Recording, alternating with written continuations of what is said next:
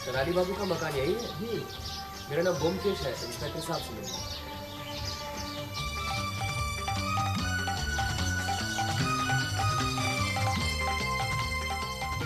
सोच समझ के ठीक से जवाब देना। जरा भी झूठ बोले ना तो सीधा हथकड़ी पहना दूंगा, समझे? जी हुजूर। ओह, तो आ गए आप। कहिए इंस्पेक्टर सेन, कैसे याद किया? बैठिए। कमिश्नर साहब चाहते हैं कि आप भी कुछ छानबीन करें, इसलिए बुलाया है। उनका हुक्म सराखों पर, आप भी देख लीजिए। लेकिन नया क्या देखेंगे आप? एक मामूली खून का मामला है। खूनी कौन है वो भी पता चल गया है। खून किसका हुआ है? इस मकान के मालिक कराली बाबू का। केस सीधा साधा सा है। कराली बाबू के एक भांजे साहब है मोतीलाल, इसी मकान में रहते हैं। वही कल रात से खून करके गायब है। आप जरा खुलासा तो बताइए। इस मकान के मालिक कराली बाबू यहाँ के प्रतिष्ठित लोगों में से हैं। अब कहाँ है थे। कलकत्ते में उनके 3-4 और भी मकान हैं और बैंक में बड़ी मोटी रकम भी। लेकिन न बीवी है न बच्चे, और अमीर होने के नाते रिश्तेदारों की कोई कमी नहीं है। देखिए ना, इसी मकान में इनके साथ 5 व्यक्ति और पलते हैं। 3 भांजे, मक्खनलाल, मोतीलाल और चुनीलाल, और उनकी बड़ी साली के 2 बच्चे, लड़का सुकुमार और लड़की सत्यवती। कराली बाबू थे बड़े गुस्से वाले और सनकी भी। बस आए दिन अपनी वसीयत बदलते रहते थे। उनकी अलमारी से 3 वसीयतें मिली। पहली में उन्होंने मक्खनलाल को वारिस बनाया, दूसरी में मोतीलाल को, और तीसरी में सारी जायदाद सुकुमार के नाम कर दी। तो ऐसा क्यों? जिससे नाराज हुए उसे वसीयत से निकाल दिया। इसी वसीयत को लेकर कल दोपहर मोतीलाल और कराली बाबू के बीच में झगड़ा हुआ था। अब मोतीलाल भी गर्म मिजाज का आदमी है और पीने का भी शौकीन। कल रात 12 बजे से वो गायब है। घर के 2 नौकरों ने उसे रात को दाते देखा है, और आज सुबह कराली बाबू की लाश उनके कमरे में मिली। अब तो साफ जाहिर है कि खूनी कौन है। जरा 1 मिनट, पहले इससे निपट लूं। हाँ, तो कल रात को मोतीलाल को कितने बजे बाहर जाते देखा? रात के 12 बजे के बाद। तुमने मोतीलाल को सीढ़ी से उतरते देखा? जी नहीं हुजूर, जब वो दरवाजे से बाहर निकले तब देखा। ऊपर से उतरते क्यों नहीं देखा, बोलो? उस वक्त हुजूर मैं पड़ोस में गांजे का दम मार रहा था। हाँ, बाहर का दरवाजा खुला था। जी। तुम कितने बजे घर वापस आए? मोती बाबू के जाने के आधे घंटे बाद मैं वापस आ गया था। तब तक सुकुमार बाबू वापस आ गए। वो अब ये सुकुमार बाबू कहाँ से अटक के? वो मैं नहीं जानता हुजूर। सुकुमार बाबू कितने बजे वापस आए? मोती बाबू के जाने के 10-15 मिनट बाद ही। अब चलिए घर वालों से भी मुलाकात कर लें। कराली बाबू की लाश उनके कमरे में होगी ना? हाँ चलिए, तुम सब यही है ना, समझे?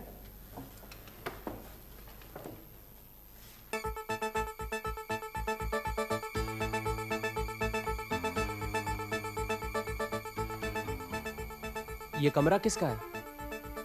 मोतीलाल का है, जिसने खून किया है। इसके ठीक ऊपर वाला कमरा कराली बाबू का है। आइए।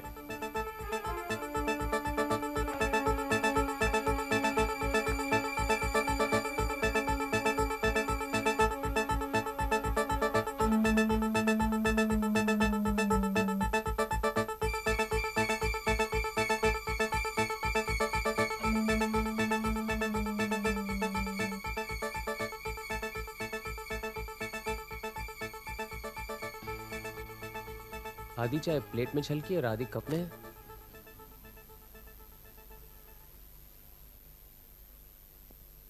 लाश जैसी थी वैसी है, हिलाई तो नहीं?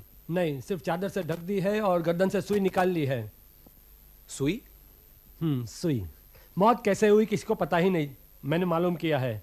गर्दन के पीछे जहाँ मेडुला और फर्स्ट वर्टिब्रा मिलता है, वहां सुई घुसा घुसा के उनकी हत्या की गई है। ताजुब की बात है, जहां मेडुला और फर्स्ट सर्विकल वर्टिब्रे के मिलने की जगह है वो तो बहुत नाजुक है। इसका मतलब है कि खूनी को यह मालूम था।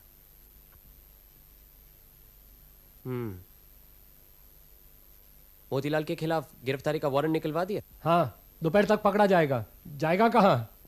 क्या काम करता है वो? कुछ नहीं, अनपढ़ गवार, 3rd क्लास तक पढ़ा होगा। मामा का माल उड़ा रहा है और यहाँ वहां लोफरी करता फिरता है।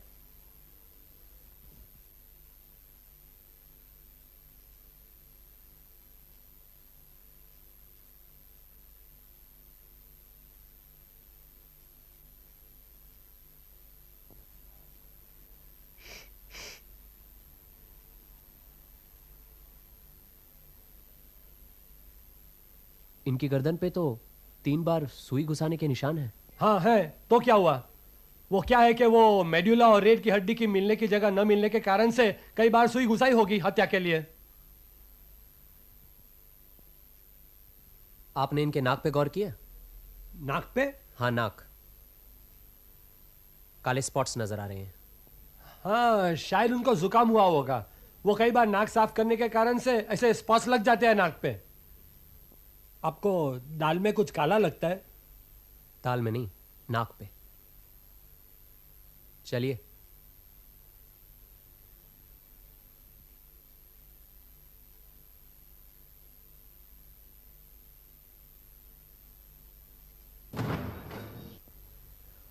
वो जो सुई आपके पास है वो जरा दीजिएगा।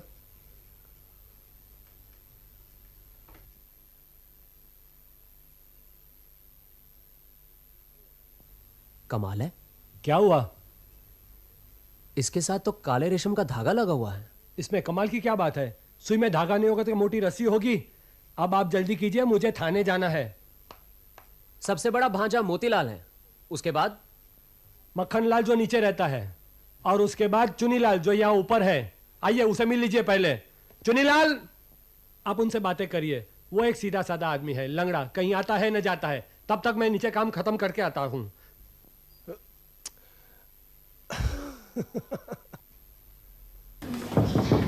अंदर आ जाइए, दरवाजा खुला है। आप ही चुनीलाल?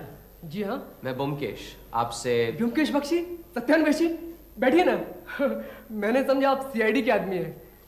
पुलिस को तो आपने सब कुछ बता ही दिया होगा, फिर भी आपसे 2-1 सवाल पूछना चाहता हूँ। हाँ हाँ, शौक से। आप खुद चलकर आए हैं, ये मेरे लिए सौभाग्य की बात है। और आप जरूर अजीत बाबू हैं? जी हाँ। आपको तो मालूम ही होगा कि पुलिस का सारा शक आपके बड़े भाई मोतीलाल पर है। जी हाँ, मालूम है। भैया झगड़ालू और गुस्सेबाज जरूर हैं, लेकिन वे मामा का खून कभी नहीं कर सकते।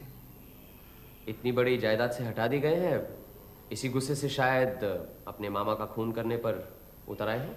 जायदाद से तो हम तीनों भाइयों को हटाया गया है, फिर उन पर ही शक क्यों हो रहा है? अच्छा ये बताइए, कराली बाबू सबसे ज्यादा किसको पसंद करते थे? हम 5 जन यहाँ रहते हैं, और मामा किसको कितना प्यार करते थे ठीक से कहा नहीं जा सकता। वैसे मामा बहुत कड़े स्वभाव के आदमी थे। उनके मन में क्या है किसी को भी पता नहीं चलता था। हाँ, सत्यवती उनका हमेशा ख्याल रखती थी, शायद उससे ही ज़्यादा प्यार होगा। और आपसे? मैं अपंग हूँ, इसलिए मुझसे कुछ हमदर्दी हो सकती है।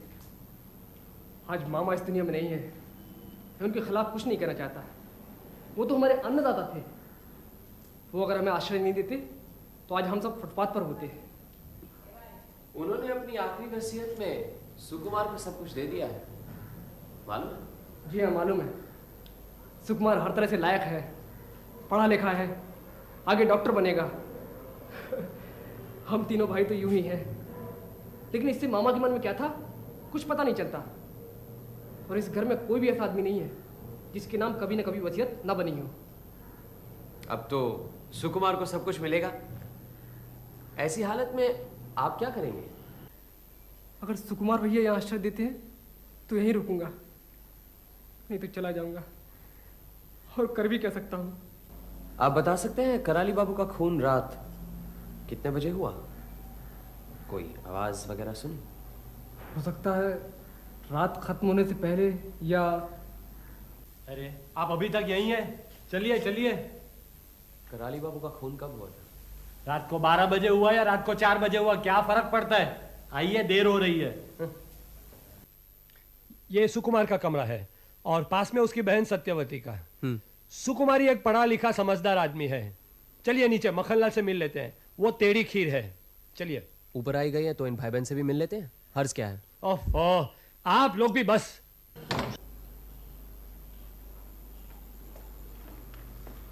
सुकुमार, व्योमकेश बाबू तुमसे मिलना चाहते हैं। नमस्ते। नमस्ते। वो जो भी सवाल करे ठीक सोच समझ के जवाब देना, समझे?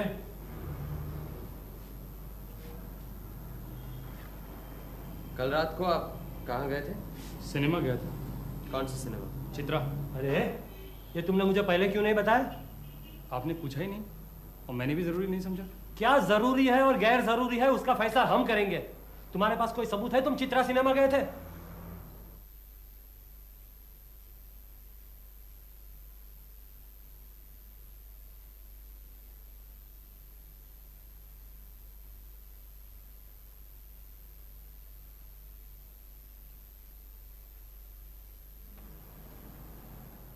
आपकी आखिरी मुलाकात कराली बाबू से कब हुई थी? शाम को 5 बजे। आप उनके कमरे में गए थे? जी। क्यों? मौसा जी की वसीयत के बारे में बात करना चाहता था। पहले उन्होंने सारी वसीयत मोतीलाल भैया के नाम लिख दी और बाद में उन्हें हटाकर सारी संपत्ति मेरे नाम कर दी। इस वजह से दोपहर को काफ़ी झगड़ा हुआ दोनों के बीच। मैंने उनसे कहा भी कि मुझे उनकी सारी दौलत नहीं चाहिए, वो उसको सब लोगों में बराबर बांट दें। फिर? उन्होंने मुझे कमरे से निकाल दिया। वहाँ से आप कहाँ गए? सिनेमा? नहीं, पहले चुन्नीलाल के पास गया। बातचीत करते करते देर हो गई, कुछ अच्छा नहीं लग रहा था, सोचा सिनेमा चला जाऊं। सुना आपने? व्योमकेश बाबू, आप कहना क्या चाहते हैं? क्या सुकुमार खूनी है और मोतीलाल को मैंने गलती से गिरफ्तार किया है? अरे नहीं नहीं, ये आप क्या कह रहे हैं? आप ऐसी गलती क्यों करने लगे? चलिए अब इनकी छोटी बहन से मिलाते हैं।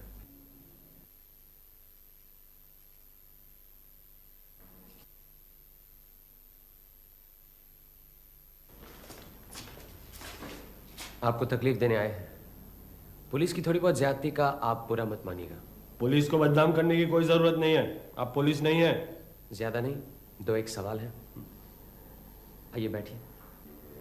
आप क्या जानना चाहते हैं पूछिए, मैं यही से जवाब दूंगी।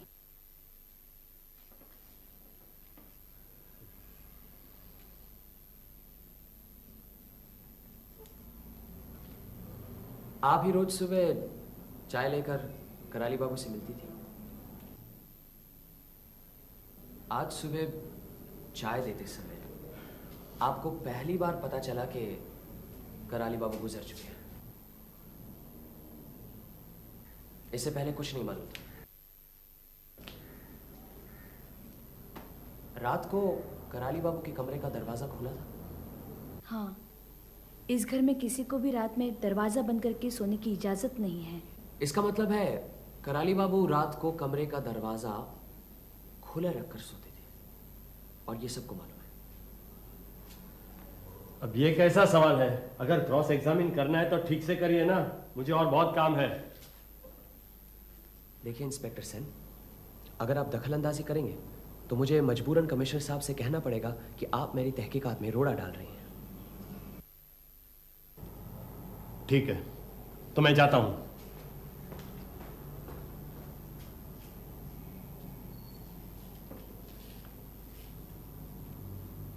आप कराली बाबू की मौत की खबर सुबह से पहले नहीं जानती थी। जरा फिर सोचकर बताइए। सोचकर ही बता रही हूँ, नहीं जानती। चाय जब देने गई तो तश्तरी में कैसे छलक गई? वो जब देखा वो गुजर गए हैं तो घबराहट में चाय तश्तरी में गिर गई होगी। पर जब गुजर गए हैं पता चला तो चाय वहां क्यों रखाई? घबराहट में कुछ समझ में नहीं आया, क्या करूं। कल से मेरी तबीयत भी ठीक नहीं है।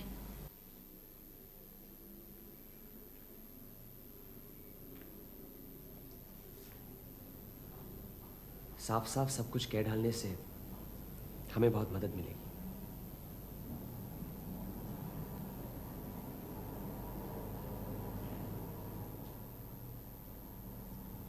आप सब कुछ नहीं बताएंगे? और मुझे कुछ नहीं मालूम।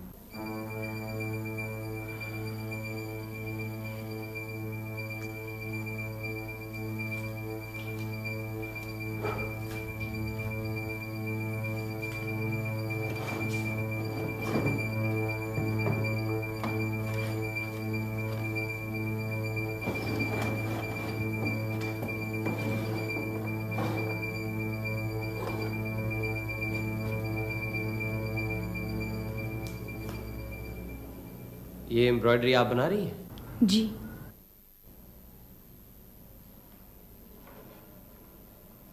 ये लाल नीले पीले काले धागे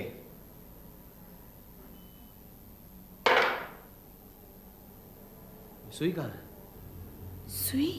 हाँ सुई। सुई से तो सिलाई करती हैं। वो सुई कहाँ है?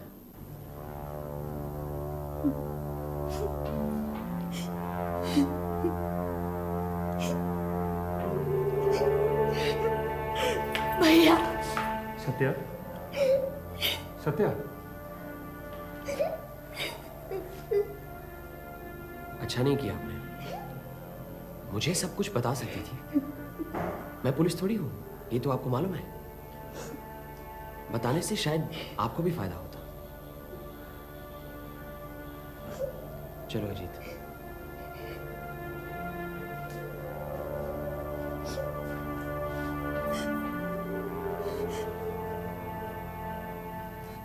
चुन्नी, मोती भाई को गिरफ्तार करके ले आए हैं। आप ही माखन लाल? नहीं, मुझे कुछ नहीं मालूम। छोड़ दो मुझे। मैंने मामा को कोई खून नहीं किया। भगवान की सौगंध।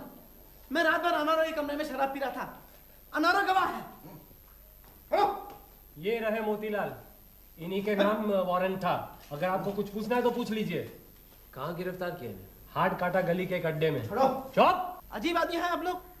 मैं तो अनारो के कमरे में रात भर सो रहा था। मालूम, लेकिन सुबह तो वापस आ जाते हैं। आज क्यों नहीं आए? रात भर मैंने इतनी पी रखी थी, पूरी एक बोतल पी रखी थी, फिर सुबह कैसे आता? नींद ही नहीं खुली। ले जाओ इसे, डाल दो लॉकअप में। आप लोग मुझे पकड़ने बहुत बड़ी गलती कर रहे हैं। मैं आपके खिलाफ कार्रवाई करूंगा। मुझे कानून मालूम है। छोड़ दो मुझे। अच्छा, लाश लेकर क्या पता चला? पहली बात कि कराली बाबू की हत्या क्लोरोफॉर्म देने के बाद की गई थी। उनके नाक के पास जो काले काले दाग थे वो क्लोरोफॉर्म की वजह से होते हैं। और दूसरी बात कि उनकी गर्दन पर 3 बार सुई घुसाई गई थी। 3 बार क्यों? इसीलिए कि पहली और दूसरी बार जहां सुई घातक होती है एग्जैक्ट उसी जगह पर नहीं लगी। लेकिन सबसे अहम बात यह है कि सुई घुसाकर वहीं छोड़ दी गई। अभी वो उसे ले जा सकता था जिससे कि कोई सबूत ही ना मिले। हो सकता है घबराहट और जल्दबाजी की वजह से वहीं छोड़ गया हो। सुकुमार के टेबल पर एक किताब, ग्रेज एनाटॉमी। उस किताब में सिर्फ एक पेज पर कुछ लाइनों के नीचे लाल पेंसिल से निशान लगाए गए थे। वो निशान क्या थे? मेडुला और फर्स्ट वर्टिब्रे के मिलने की जगह पर अगर आघात हो किसी भी वजह से तो फौरन मृत्यु हो जाती है। क्या कह रहे हो? तुम्हारा मतलब है कि... लेकिन ताजुब की बात यह है कि सुकुमार के टेबल पर लाल पेंसिल तो मिली नहीं। ये लीजिए, तीनों वसीयतनामे। ये तीसरा सुकुमार के नाम है, ये आखिरी वसीयत है। देख लीजिए आपको क्या देखना है।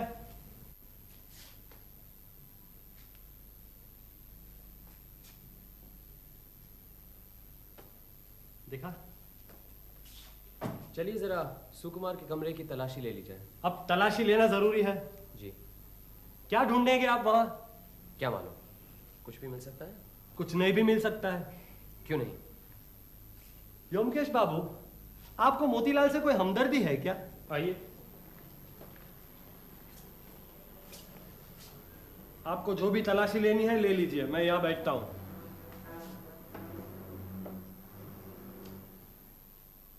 ये अलमारी खुली है? जी हाँ।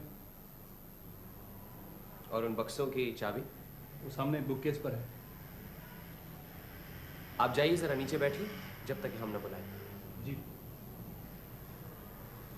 आइए, इस अलमारी की पूरी तलाशी लीजिए अजीत।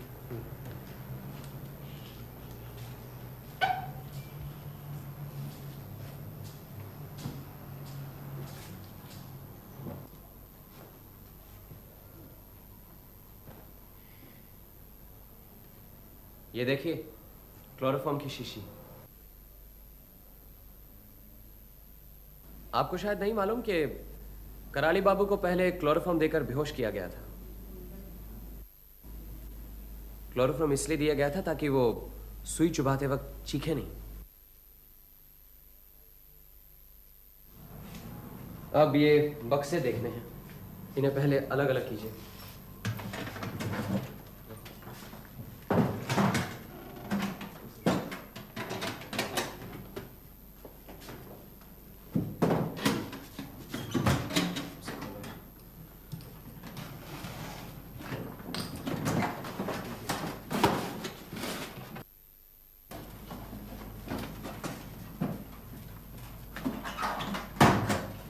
ये देखिए, दूसरा वसीयतनामा।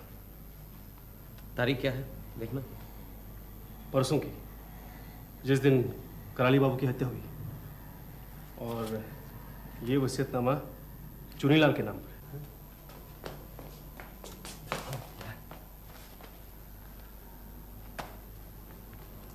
कराली बाबू की जिस तरह हत्या हुई है उससे साफ पता चलता है कि जिसने भी ये काम किया है वो डॉक्टरी की विद्या से वाकिफ है, और सुकुमार तो डॉक्टरी पढ़ रहा है। मैं थाने जाता हूँ। मोतीलाल को जल्दी ही छुड़वाना है। आप जो चाहे तलाशी लीजिए। व्योमकेश बाबू जो कहे उसकी तामील करना। सुकुमार को गिरफ्तार करना है ना। इसे संभालिए। धन्यवाद। अजीत, तुम यही रहना, मैं जरा सत्यवती से मिलकर आता हूँ।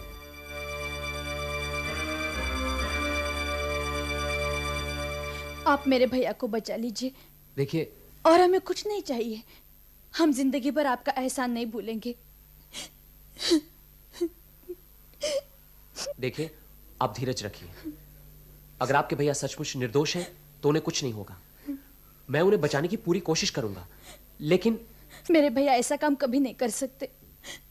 वो तो कभी एक मक्खी भी नहीं मार सकते। मैं आपके पैर पड़ती। ये क्या कर रही है? कहिए आप मेरे भैया को छोड़ देंगे? बैठिए, अब बैठिए यहाँ पर। आप गलती कर रही हैं। सुकुमार को छोड़ने का जिम्मा पुलिस का है, मेरा नहीं। मैं कोशिश कर सकता हूं, लेकिन कोशिश करने के लिए मुझे सब कुछ जानना जरूरी है। अगर आप कुछ छुपाएंगी तो मैं आपकी मदद कैसे करूंगा? मैंने तो कुछ भी नहीं छुपाया। छुपाया है। आपको उसी रात कराली बाबू की हत्या के बारे में सब कुछ पता चल गया था, लेकिन आपने बताया नहीं।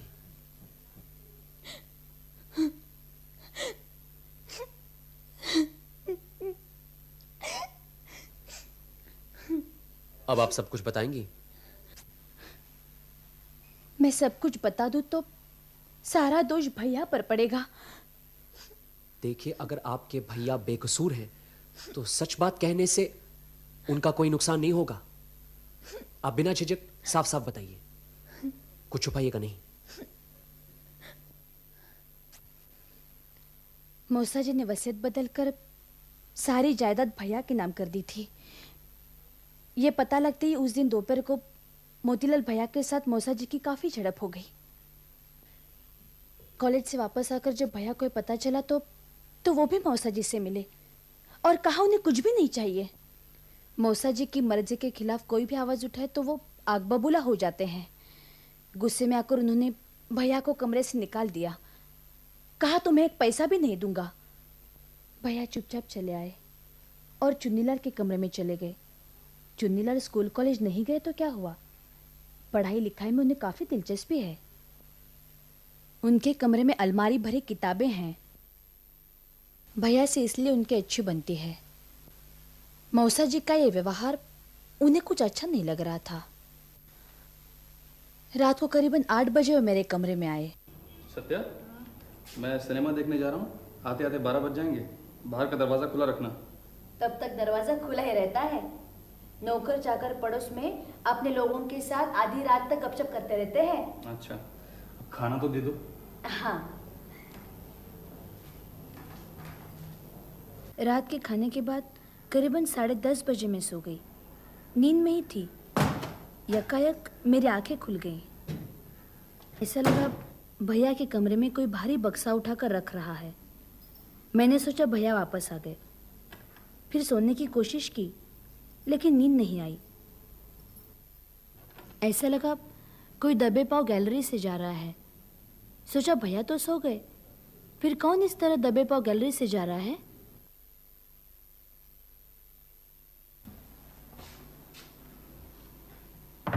आपको पूरा यकीन है आपके भैया ही अपने कमरे में गए? हाँ, भैया ही थे। अच्छा, तब समय क्या होगा, आप कुछ कह सकती हैं? जरूर। शहर के चारों तरफ तब 12 के घंटे बज रहे थे। फिर भैया 15 मिनट पहले आ गए। उनके कमरे से आवाज सुनी, फिर वो कहाँ निकल गए, मुझे कुछ समझ में नहीं आया। तब ख्याल आया जरूर मौसा जी को देखने गए होंगे। मौसा जी को रात को कभी कभी गठिया का दर्द होता है, नींद नहीं आती, तब उन्हें दवाई देनी पड़ती है ताकि वो सो जाएं। इसलिए मैं उसी वक्त मौसा जी को देखने चली गई। उनके कमरे का दरवाजा हमेशा खुला ही रहता है। अजीब से एक बू नाक में आई। मीठी मीठी?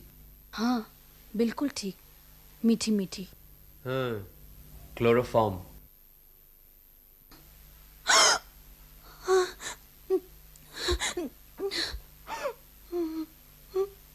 फिर सुबह किसी तरह से, जैसे मुझे कुछ मालूम ही नहीं, चाय लेकर मौसा जी के कमरे में चली गई। आप सचमुच बहादुर लड़की हैं। और कोई होती तो चीख पुकार, बेहोशी, हाय तौबा, न जाने क्या कुछ करती। लेकिन आपने सिर्फ भैया के लिए। अच्छा, मैं चलता हूं। आपने कुछ बताया नहीं? बताने लायक अभी कुछ नहीं है। इतना जरूर कहूंगा कि अगर आप ये सब पहले बता देती तो बहुत अच्छा था। मैंने जो बताया उसे भैया को तो कुछ नहीं होगा ना? ब्योमकेश बाबू, भैया के अलावा इस दुनिया में मेरा कोई नहीं है। आप चुप हो जाइए। ऐसे घबराएंगे तो कैसे काम चलेगा? मैं जाता हूं। जो कुछ होगा अच्छा ही होगा।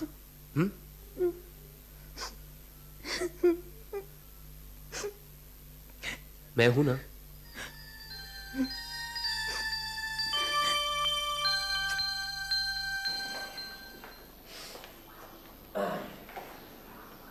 पता नहीं क्यों, लेकिन मुझे लगता है खून सुकुमार ने नहीं किया।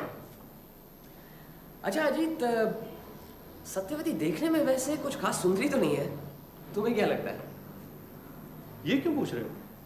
नहीं, यूं ही जरा लोग उसे दुबली कहेंगे, बदसूरत तो नहीं। सुकुमार को पकड़ कर ले गए। तुम्हें क्या लगता है कराली बाबू का खून सुकुमार नहीं किया? चलो आज 9:30 के शो सिनेमा देखा थे। चित्रा में अच्छी पिक्चर लगी। अरे ये तो मैच होके गया। चित्रा में सिनेमा देखने के बाद पैदल कराली बाबू के यहाँ होएंगे। देखते कितना वक्त लगता है। क्यों?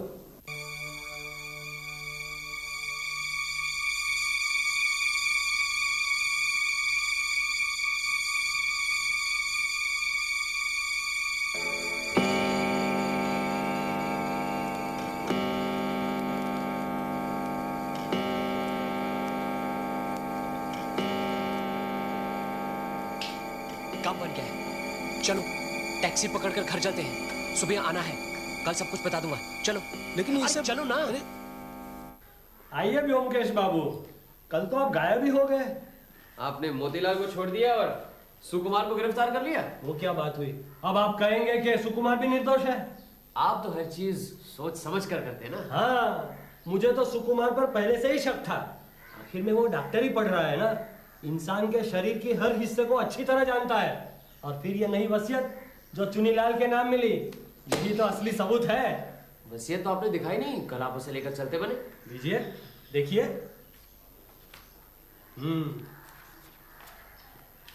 देखिए। ये क्या?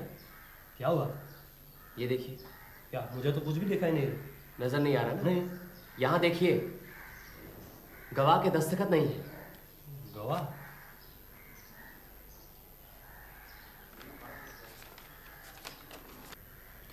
खैर, इस माखनलाल को पकड़े रखिए, छोड़ेगा नहीं। और फौरन एक मैजिस्ट्रेट के यहाँ से अरेस्ट वारंट निकलवा दीजिए। फिलहाल आसामी का नाम लिखने की कोई ज़रूरत नहीं। चलो जी, हम ज़रा चुनीलाल से मिलाते हैं।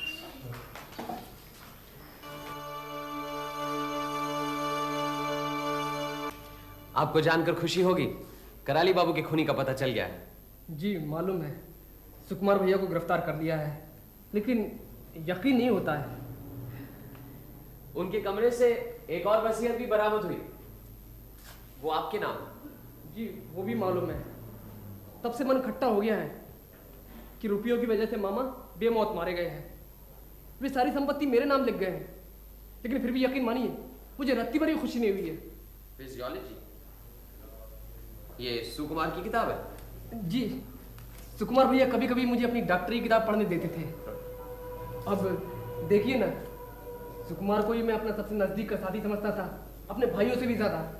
लेकिन मैं देखता हूँ कि आपको तरह तरह की किताबों में दिलचस्पी है, जरूरी जगहों पर बकायदा निशान लगाए हुए हैं। जी हाँ, पढ़ाई के अलावा मेरे लिए और कुछ है ही क्या। बस कोई साथी नहीं है। सुकुमार भैया भी रोज शाम को आते थे और गपशप करते, उन्हीं से मैं पढ़ाई लिखाई और सुख दुख की बातें करता था। अच्छा, तो क्या सचमुच सुकुमार भैया ने हत्या की है? कातिल के खिलाफ जो सबूत मिले हैं उनमें शक की कोई गुंजाइश नहीं है। आपको सब समझाता हूं, बैठिए। देखिए, हत्या दो तरह की होती है। एक हत्या होती है गुस्से में, जिसे हम कहते हैं क्राइम ऑफ पैशन, और एक हत्या होती है ठंडे दिमाग से। जो गर्मी खाकर हत्या करते हैं उन्हें पकड़ना बहुत आसान है, अक्सर वो खुद ही पकड़ में आ जाते हैं। लेकिन जो सोच समझकर अपने आप को शक और सबूतों के दायरे से बचाकर हत्या करते हैं, उन्हें पकड़ना बहुत मुश्किल होता है। तब शक कई लोगों पर पड़ता है। ऐसी सूरत में हत्या करने के तरीके से ज्यादा हम हत्यारे को समझने की कोशिश करते हैं। कराली बाबू के खून से पता चलता है कि खूनी बहुत ही चालाक, लेकिन साथ साथ में बेवकूफ भी है। उसने बड़ी समझदारी से हत्या की, लेकिन बेवकूफी के साथ सबूत घर में छोड़ दिए। अब आप ही बताइए, सत्यवती की सुई से हत्या करने की क्या जरूरत थी? क्या बाजार में सुई नहीं मिलती? फिर वसीयत को छुपा कर रखने की क्या जरूरत थी? अगर वो फाड़ देते तो उससे काम खत्म हो जाता। इससे क्या पता चलता? क्या पता चलता है? इससे यह पता चलता है कि समझदार आदमी भी कई बार गलती कर बैठता है, और इस मामले में हत्यारा भी छोटी छोटी गलतियां कर बैठा, जिससे वो पकड़ा गया। कैसी गलतियां? बताता हूं, जरा अपनी डायरी तो देना। मैं इस मकान का नक्शा बनाता हूं। आपके पास पेंसिल होगी कोई? जरा दीजिएगा।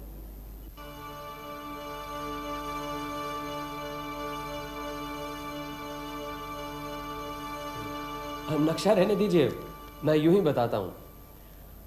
खूनी ने 3 बड़ी बड़ी गलतियां की हैं। पहली, उसने ग्रे की एनाटॉमी की किताब में एक जगह लाल पेंसिल से निशान लगा दिए हैं। दूसरी, उसने बक्सा हटाते वक्त सावधानी से काम नहीं लिया, कुछ आवाज की। और तीसरी, उसे कानून के बारे में कुछ नहीं मालूम। कानून नहीं मालूम? नहीं। और इसी वजह से इतनी बड़ी साजिश आसानी से पकड़ी गई। आप क्या कह रहे हैं? मैं कुछ समझ नहीं पा रहा हूं। सुकुमार के कमरे में जो वसीयत मिली है वो कानून की नजरों में अहमियत नहीं रखती। उसमें गवाहों के दस्तखत नहीं है।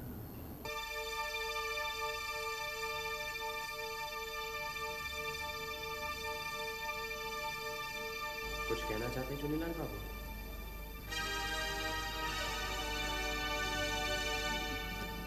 मेरी कुछ तबीयत ठीक नहीं है ब्योमकेश बाबू, मुझे थोड़ा सा वक्त चाहिए।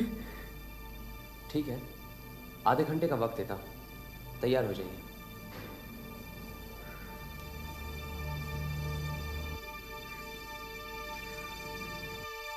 क्लोरोफॉर्म कहां से मंगाया? माखनलाल से। आधे घंटे बाद आइए। माखनलाल जी चुनीलाल को आपने क्लोरोफॉर्म कब ला कर दिया? जी मुझे कुछ मालूम नहीं। सच सच बताइए, वरना ये वारंट आप ही के नाम लिखा जाएगा। दुआई हुजूर, मुझे कुछ मालूम नहीं। चुनीलाल ने मुझसे कहा उसे रात में नींद नहीं आती, 1 बूंद क्लोरोफॉर्म लेने से नींद अच्छी आएगी, इसीलिए। समझा। इंस्पेक्टर सेन, इन्हें जाने दीजिए। चलिए भागिए। वारंट आ गया? अभी नहीं, लेकिन ये वारंट है किसके लिए? उसी के लिए जिसने कराली बाबू का खून किया है। देखिए व्योमकेश बख्शी, ये मजाक का वक्त नहीं है। कमिश्नर साहब आपको चाहते हैं, इसलिए मैं आपको बर्दाश्त कर रहा हूं, लेकिन मेरा कोई मजाक उड़ाई ये मुझे बिल्कुल पसंद नहीं। ये मजाक बिल्कुल नहीं है, मैं ठीक कह रहा हूं। चुनीलाल ने कराली बाबू का खून किया है, ये वारंट उसी के लिए है। आप भी व्योमकेश बाबू। आप चलिए मेरे साथ, वो अभी अपना जुर्म कबूल करेगा, वरना अदालत में ये जुर्म साबित करना मुश्किल था। उसने आधे घंटे की मोहलत मांगी है, आधा घंटा हो गया है। चलिए।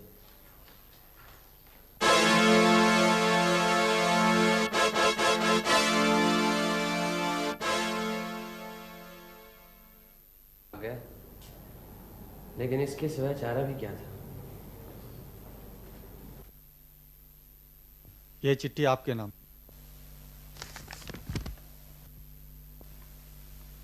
ओमकेश बाबू, चलता हूं।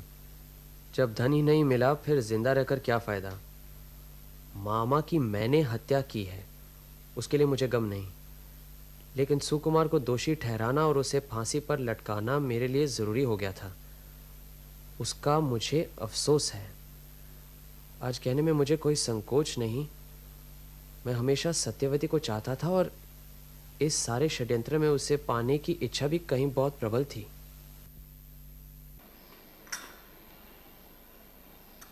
किस तरह से चुनीलाल ने कराली बाबू का खून किया, जरा खुलासा बताओ तो।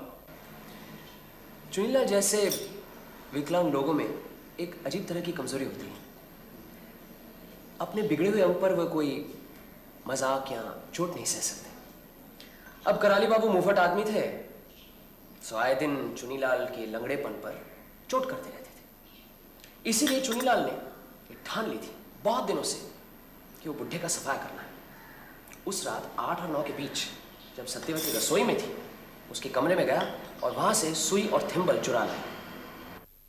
उस रात करीब 11:30 बजे मोतीलाल घर से निकले, जिसे चुनीलाल ने अपने कमरे से देखा।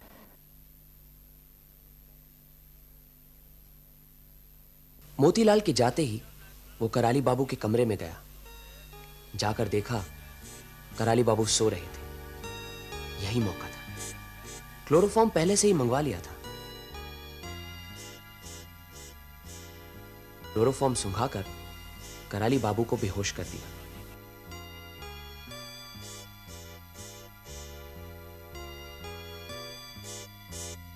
फिर अलमारी खोली और पास ही दराज से आखिरी वसीयत निकाली।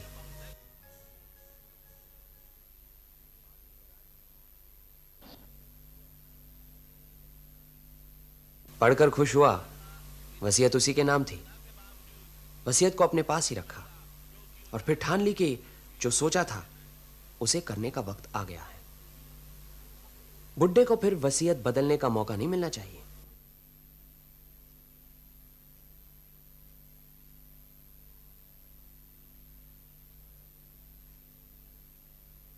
उसने कराली बाबू को एक तरफ पलटकर उनकी गर्दन पे सुई से वार किया।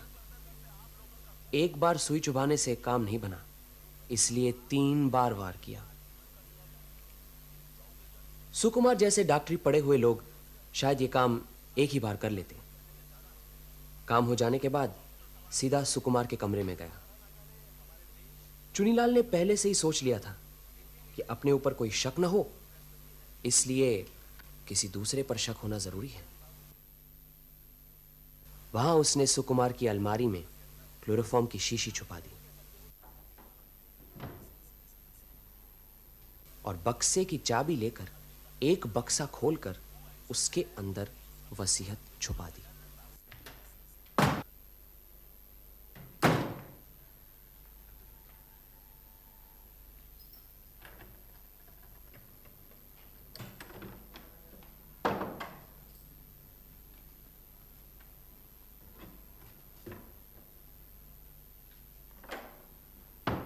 नई वसीयत पर गवाहों के दस्तखत क्यों नहीं थे? कराली बाबू ने रात को खाने के बाद वसीयत तैयार की होगी। हाँ। उन्होंने सोचा होगा सवेरे किसी के दस्तखत करवा लेंगे, लेकिन हाँ। अच्छा, सत्यवती से फिर कभी मुलाकात हुई? हाँ, कई बार।